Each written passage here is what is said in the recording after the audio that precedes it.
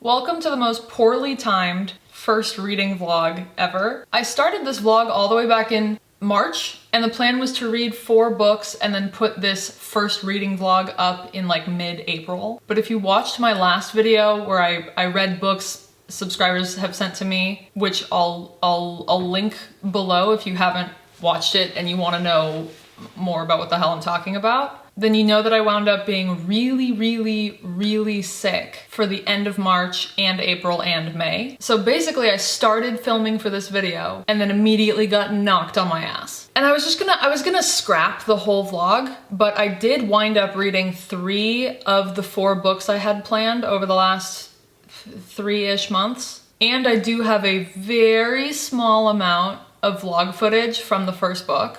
And I took copious notes on all 3 books. So I decided, like, f it, I'll put whatever I have together and post it. What's the harm? So instead, I'm just gonna be cutting the 4th book, inserting those vlog clips, and then talking at length about all 3 books. So is this a reading vlog? I don't know, but I read the books and we're gonna talk about them. Here are the measly few clips that I have talking about the first book, The Book of Doors by Gareth Brown. And forgive any awkwardness. Believe it or not, this was so long ago that this was only the 3rd video I was ever filming for. So I'm very much in the mindset of a newbie for these clips.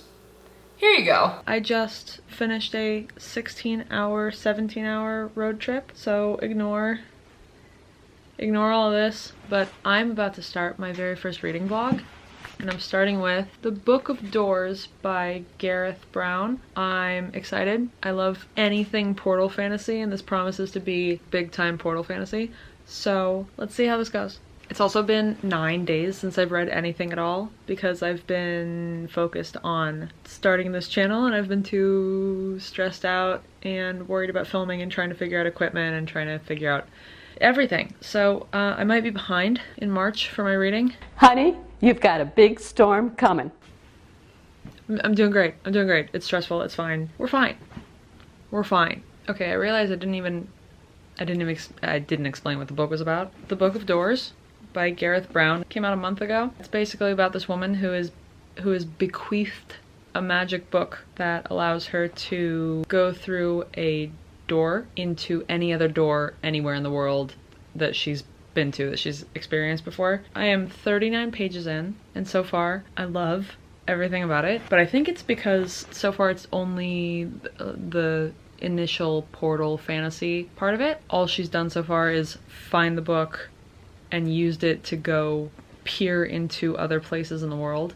So it's just Portal. There's no conflict yet, there's no anything. So far it's great, because it's all just like happy, delicious travel Portal stuff. We're just being introduced to 2 characters that we know nothing about, and these are going to be set up to be like a good guy and a bad guy. You know, I know there's going to be danger and there's going to be violence and there's going to be whatever, but you know, just the first 38 pages, fantastic. I would read 400 pages just of this girl going through doors into other places in the world. I would read like a no plot at all, just vibes book about the book door portals. I don't know if I'm gonna like it less once we get into actual plot, but whatever, I guess we'll see. It has, you know, it could be a 5-star. It would be crazy if my first book ever in my first reading vlog ever was a 5 stars. That would be cool. The one complaint that I do have is the main girl, Cassie. She lives with her best friend Izzy, and the one complaint that I would have is that their dialogue isn't quite real. It's kind of like Uncanny Valley dialogue. Like they're almost talking to each other like women in their, I don't know, I feel like they're in their late 20s. They're almost talking the way that women in their late 20s would talk to each other, but not quite. It's just a little bit off. It's almost the way people would speak out loud, but just a little different. So that's the only complaint I would have so far, because otherwise it's just about, you know, a Portal world traveling book. If I had a book that allowed me to travel anywhere in the world instantaneously, my depression would be cured. My skin would clear. I'd have no issues. So I'm gonna keep going. It's like 2 a.m. I just drove for 16 hours. I'm in my mom's house now. I should go to sleep, but I am not going to. I'm gonna read. Bye. And that was literally it. That's all. I finished this book 2 days after I contracted the flu that led into everything else. So I was already f***ed. And for the Book of Doors specifically, I'm doing a spoiler-free review, and then I'm gonna do a little spoiler section because I need to talk about a few things. But if you don't want me to spoil it for you, you can use the timestamps, the chapters to skip ahead of the spoiler part. What did I rate this book? 1 second, please. So the Book of Doors is about this woman who works in a bookshop, and one day one of her customers dies in her shop, and he leaves to her a book, this weird book with strange drawings in it, strange lettering, and it turns out to be something called the Book of Doors, which is a book that can be used to go from any door through any door. So it's set up to be this big portal fantasy epic kind of a thing. I could open my front door, and if I'm thinking about a door that I went through in Paris one time, I could open my door to the door in Paris. So it's basically, you can hop all around the world through any door that you think of. So this was set up to be a perfect book for me. Portal fantasy, travel, adventure, a little romance, a little longing. But it got a 3.5. I gave it a 3.5. The writing was a little bit stiff, a little bit flat. The dialogue was like almost how real people talk in real life, but not quite. And it also made the best friendship between the main girl and her best friend not seem like a best friendship. The way they would speak to each other, apparently they've known each other for a long time, but the way that they speak to each other is not the way that best friends talk to each other. There's also a big issue. It felt like some early 2000s rom-com book at some point, because at multiple points throughout the book, both of the women go in on their bodies, talking about feeling fat, talking about how they are counting calories or they won't eat carbs so they don't get fat. It was such a period of time in the 90s and the early 2000s where that was like all that women talked about in rom-coms and in books. Do these jeans make my ass look fat, kind of a thing. There are still issues with that, but we've come a long way from that, and especially what we're trying to portray in books, in movies, and media. And the fact that there's so much body shaming and self-body shaming just felt off, and it made the book feel 20 years older than it is. And the fact that it's a man writing these two women and having their dialogue be so centered around, I can't do this or else I'll get fat, just felt wrong, just didn't feel, it felt icky. There were some pretty gory deaths in the book, which was unexpected, and that honestly, that was a point in their favor. But ultimately, I wanted more portal fantasy. This is set up to be the perfect portal fantasy book. Jumping from country to country just by opening your door. There was so much potential there, and it didn't come through enough. I wanted more portalness to it. I wanted more romance to the idea of being able to jump from place to place. The best friend is also a huge killjoy because she learns that her best friend can use a book like a portal, and they can leave their apartment and be in Italy. And instead of rolling with it and having fun and realizing, oh my God, I can flit off to Italy whenever I want, she just keeps complaining about everything, which just could not be me. She said, oh, I can't just be hopping around to France for the rest of my life. Bitch, if I had a friend who could portal hop me to Europe whenever I wanted to be there, what are you complaining about? What are you complaining about? Have your real life, do your job, and then hop over to Italy on the weekends. Why are you complaining? There's also a romance set up in the book, and it is not spicy, not smutty, nothing like that. But it's being set up in a way where you immediately know it's being set up. The first time, let's see, The very first time that the main girl, Cassie, and the love interest meet, she talks about his dark eyes. Their stillness calmed her. He grinned, and Cassie liked that expression on his face. So, like, okay, it's the kind of setup that you get in just a purely romance novel, or like a wink wink smutty kind of book. So you know from the beginning they're gonna be love interests, it's gonna happen, they're gonna wind up together. There's also, and I know I'm being maybe a little picky here, but Gareth Brown is British. Is he British? I should double check that. Hello, hello. Yes, so the author is British, and he's writing a book set in America about Americans, but he throws in British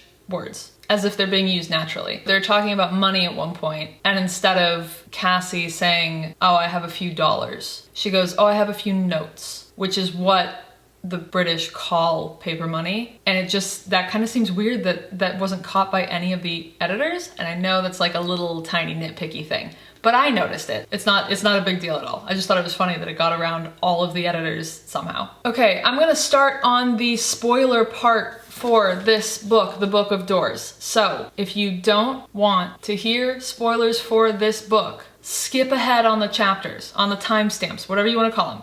Go past the thing that says spoilers, because I'm gonna start doing spoilers now. Okay? 5, 4, 3, 2, 1. These people are so fucking stupid. One of my pet peeves in books or in movies is when you are in a dire situation. You've been in life and death situations for months or years, and somehow your moral standings are still at the level of like the best person in the world. You still have these clear, straight across moral standings where you say, oh, I could never possibly hurt another person. I couldn't wound another. When it's like people have been trying to kill you for months, for years. You've been chased by time criminals for so long, and yet you're like, oh no, I couldn't shoot a person when they've been trying to shoot you for years. They've been trying to kill you in gory ass ways, and you're like, oh, I couldn't possibly. I'm too good a person. I can't hurt another. I couldn't hurt a fly. Shut the up. If a guy comes into your apartment and starts shooting at you, you don't just knock him out and then leave him unconscious on your apartment floor. You kill him. You're a book character. It doesn't matter. He's coming after you, trying to kill you. Kill him. There are 1, 2, 3, 4, at least 4 different instances that I wrote down where a bad guy is knocked out and then they just leave for the bad guy. These bad guys, by the way, can hop through space and time, or they have some other magical power. It turns out there's not just the Book of Doors. There's also the Book of Pain. There's also the Book of Time. There's also the Book of. There's all these things. They're like f***ing Infinity Stones. So they're gonna come after you. And then one of the big bad guy, they have another opportunity to kill him, and instead they're like, oh, let's just put him back in time. Let's just put him in the 70s. And it's like, he's not that old. He's not that old. You really don't think if you put him back in the 70s that he could still be alive 40, 50 years later and come and get you, which he does, which you could see from a mile away? What the hell? If you really want to do that and you don't want to kill him and you really want to keep your moral standing, then send him back to like the 1850s. Send him back to the 1600s. Why send him back to a period of time when he very, very easily could still be alive in your present day? Oh, there was also one more little tiny thing. Cassie, she winds up time traveling to meet with the customer of hers from the bookshop who died in the opening scene. She time travels back to meet him in 2 or 3 different areas of his life, times in his life. She sees him as he's dying from 3 different locations. 3 different periods of time for her. And at one point, she has a book called The Book of Joy, which can give immense ecstatic joy to people. And she did it for her own grandfather on his deathbed. She did it for him. She gave him this overwhelming amount of joy in the moments before he died so that he, could leave happy. Why doesn't she do that for Mr. Weber, the customer? He sees her again, but his last moments are him like clutching his heart, feeling pain, and knowing that he's leaving this world. Why not also give Mr. Weber joy in the last few moments of his life? I'm sorry if I sound like such a hater. I've been sitting on this now for 3 months. I needed to rant about it to someone. But okay, spoilers over. Okay, we're back. Basically, the Book of Doors should have been everything that I was obsessed with. It was a 5-star prediction for me, and that's not what happened. Not enough portal fantasy, some characters doing some dumb shit. That's disappointing. It's sad because it should be everything that I love. But also, a lot of people really like this book. A lot of people love, and I don't hate it. I didn't hate it. It was a 3.5. If you go on Goodreads, you'll see a lot of 5-star things. So maybe it's just me. Maybe I'm just being picky. Maybe I'm just too demanding. So I'm not saying you shouldn't read it. The end. The next book I read was The Butcher of the Forest by Premi Muhammad. This book is about a woman who lives near this haunted forest that no one except for her has ever entered and come out alive. Her name is Varys, and one day she is brought to the castle of this evil king. I don't believe he's ever given a name. I think he's just called the Tyrant. And the Tyrant tells her that his 2 children have wandered off into the forest, and she's the only one who's ever come out alive, so he sends her on a mission to go retrieve his children. And the entire book is only like 150 pages. The whole thing is just one single day, pretty much, except for a few pages at the end.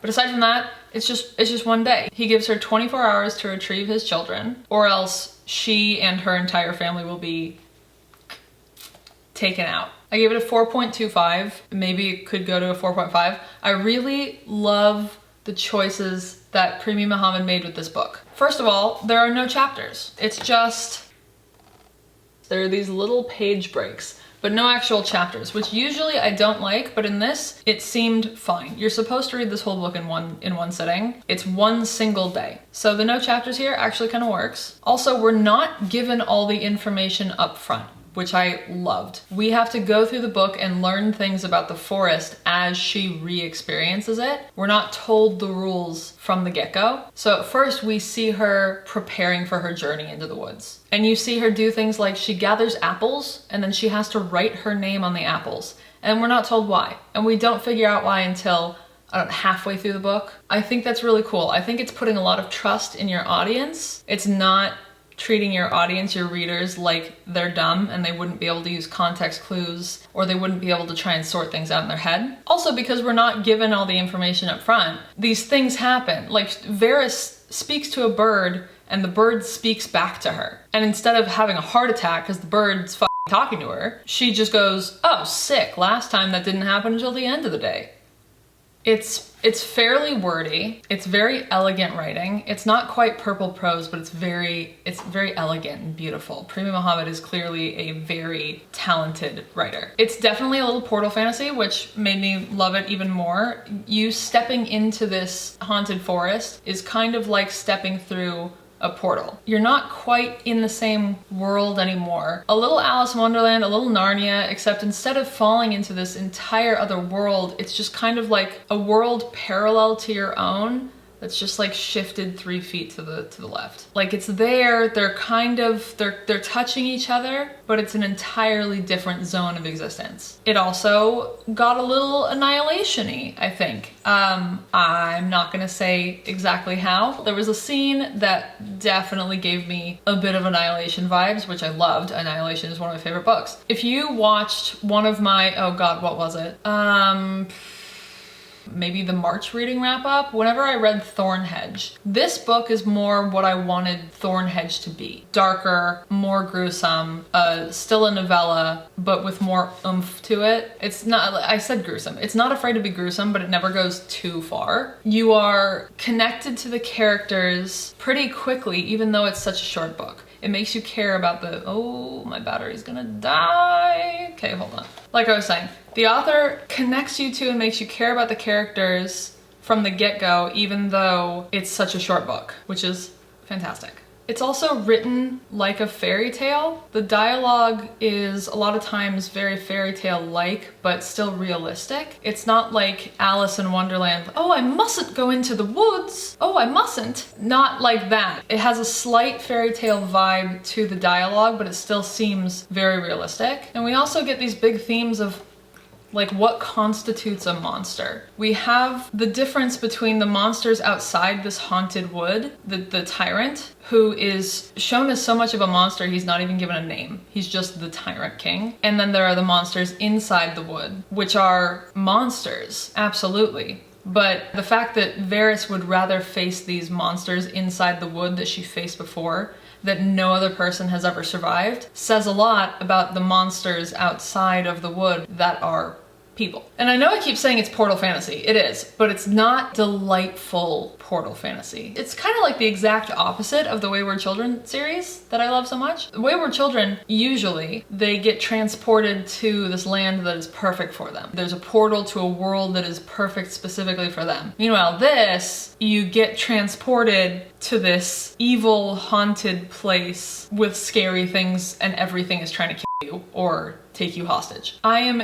also usually easily annoyed by children in books, but these kids didn't annoy me. And because I love relating everything back to mental illness, I see this book as a parallel to depression. You're warned about it, you live your whole life trying not to go in it. When you're in it, you have to try your best not to give in to it. Don't eat its food, don't spill its blood. There are 2 wolves inside you, don't feed the depressed one. Blah, blah, blah. Just like the haunted woods. I also like that the ending of this wasn't neatly wrapped up in a bow. Spoiler alert, it doesn't have the happiest of endings at first, and then at the very, very end it gets a little more ambiguous, and like you're starting to see the hope a little bit more, but it's still ambiguous, which I like. I don't think every story needs to wrap up neatly. I don't think everything needs to have the perfect happy ending, and it fit very well with this little cautionary fairy tale. There's also no wrap up to the big bad, because she goes into the woods again and she conquers it once more. The haunted woods aren't the big bad. The evil in the person is the big bad. The Tyrant King is the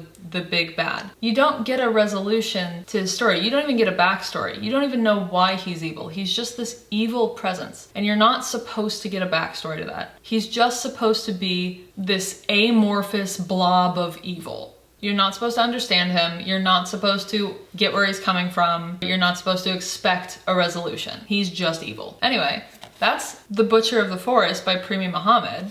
You should read this book. The third book I read was Projections by S.E. Porter. This book is about a woman named, what is your name? A woman named Catherine, who in the 1800s is murdered by her childhood best friend who wanted to marry her. And she didn't want to marry him, so he killed her like a fucking incel. He is in training to be a wizard of some type. And because of that, or because of just the magic in the world itself, instead of her just dying or her soul going to heaven or whatever it is that would have happened otherwise, she gets stuck to him. Her ghost sticks to him and kind of just is wrapped around his neck, and her ghost is always just waving up over his head, screaming like a banshee. That's constant. It's forever. Most humans in the world can't see her or hear her. He can, because he's training in magic. There's this other world. Again, there's like a little bit of portal fantasy, but he can slip through the cracks in the world and go and live in this place called Nautilus, a world for wizards, basically. And everyone in Nautilus can see and hear her. But no one really seems bothered by it, because these aren't good people. The book is about Catherine becoming this screaming banshee ghost on his head, and then slowly finding a way to defeat him, because he has decided, like a incel, that he's going to spend the rest of his very long, almost immortal wizard life finding people that parallel Catherine, and if they don't immediately fall in love with him, he's gonna kill them through, stick with me here, through, how do I even say this? He forms these almost people. He clones himself a little bit, forms these almost people who look and act like real people, sends them into the world, has them find someone who has a little spark of Catherine inside them, talks to them for like 5 minutes or a week or a month, and then kisses them. And if they don't love him by the time he kisses them, the kiss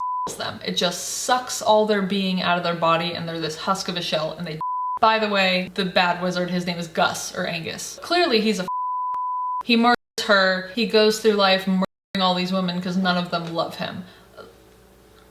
And first of all, I jumped into this book knowing absolutely nothing and not having read anything from S.E. Porter before. But damn, the way she writes is beautiful. Purple as all hell. These are thick words. You are not getting through this fast. The book is like 450-ish pages, and it will take you some time. Every single sentence, you have to digest it, and I loved it. I loved it. I gave it a 4.5. I thought it was beautiful. Every sentence is like art. There are some reviews on Goodreads who say that it's too wordy and too thick, but not me. Couldn't be me. I loved it. I love purple prose. Give me entire paragraphs about the way that the grass looks with the dew in the morning. I love that. I love that. This is S.E. Porter's first adult novel. I was under the impression it was her first, like her debut, but I spoke to her. I had a little back and forth on Twitter with her, and it turns out it's just her first novel using S.E. Porter as her name. She had only written YA before this, and this is her first adult. And I just think she did the most amazing job. And look at that cover. Look at that cover. That is beautiful. So we wind up going back and forth. Every other chapter is different. We are in the 1800s getting Catherine and Gus's backstory, and then we'll jump and we're in present day with one of Gus's beamers, he calls them. His beamers, which are the little almost humans who go and they find women. The beamers don't know, at first at least, that they are beamers. They have all these memories of a real life, of a full life inside them, and they think it's real. It's not. Also, this is another book, just like The Butcher of the Forest, where one of the lessons are the real monsters are the men, not the monsters. 'Cause everyone in here sucks. Or almost everyone. Gus is clearly a monster. He's a bad person. And then also, everyone in Nautilus is a bad person. You go into Nautilus, no one cares that you've murdered the girl ghost that is screaming on your back. Also, everyone in Nautilus, you know, they're all magic, they're all wizards, they have magic, so they can change things about themselves. So there's a woman who has decided that her true form is the body of a woman, and then her, instead of a head, is just a fishbowl with like fish swimming around in it. And then there's a man who decided that his true form is actually a minotaur, so he's just a minotaur. And they're all assholes, except for two women in Nautilus, one of whom is Fishbowl Head Woman, and one of whom is a woman who has decided that her true form is this big blue toad. So instead of presenting as a woman in Nautilus, she's just this big blue toad, and we fall in love with her. But that's not until later. I do like the back and forth of the story. We are in multiple people's heads throughout the book. So during the Catherine chapters, we're in Catherine's head, we get her perspective, we get her whole point of view. And then we get to be in Gus's head when he's planning and he's plotting, and it makes his messed up little thoughts feel so much more real that we can actually hear them coming from him rather than it just coming from Catherine's perspective, her saying, oh, he did this thing and it was really messed up and I hated it. We see in his head the thought process that goes into the decision to become a mass murderer because this woman decided that she didn't love you. Finally, us as Catherine on the back of Gus's head, we meet this blue toad woman. Her name is Anura, and Anura is the first person to treat Catherine like a person, like a real live person in, I don't know, 100 years, maybe a little less. She's the first person who has spoken directly to Catherine. Everyone else treats her like a ghost on the back of someone's head, as though she's an inanimate object, even though she still is alive. She has thoughts, she has feelings. She just can't speak and she can't stop screaming. So she meets Anura, and when she leaves, she says, what was it I was feeling? Why was my loneliness so much heavier now that she had breached it? And the note my ass wrote down was, are we bi? And then later on in the story, yeah, clearly, yes.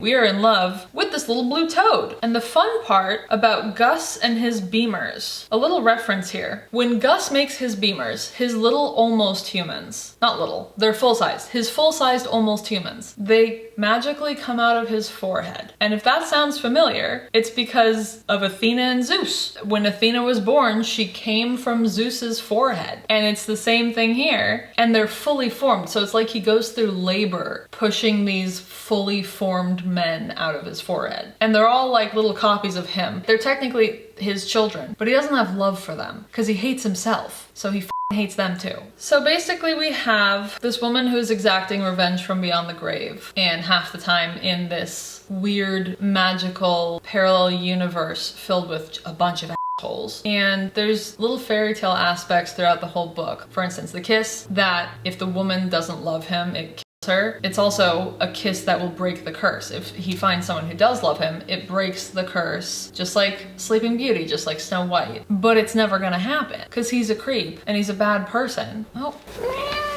okay. If you want an easy book that you can just fly through, this is not the book for you. This is gonna take you a minute. Hey, that's my stuff.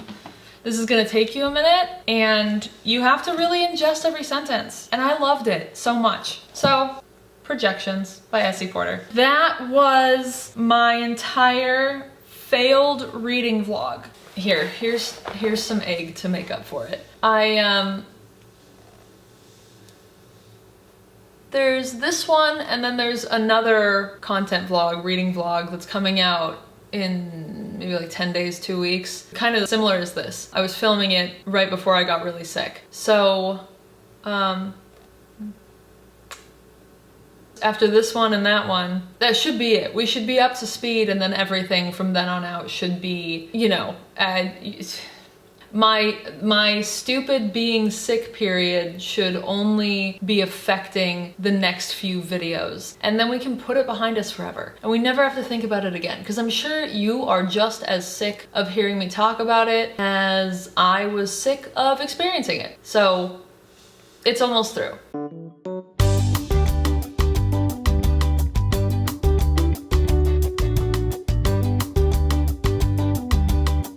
And that's it. That's it for today. Thank you for being here with me, with us. Thanks for putting up with all my nonsense. If you can hear me, if you can read the subtitles, I love you.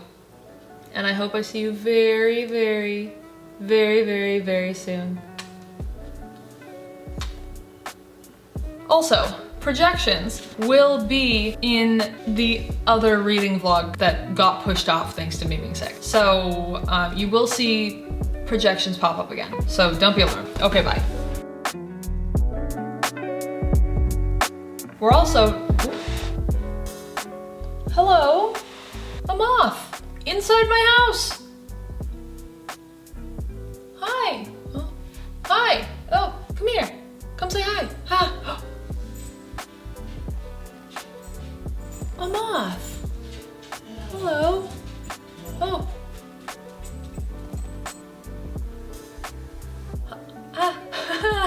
A little Alice in Wonderland, a little Narnia, but instead the moth is back. The moth is back. And Anura is the first person— oh my god, a beetle.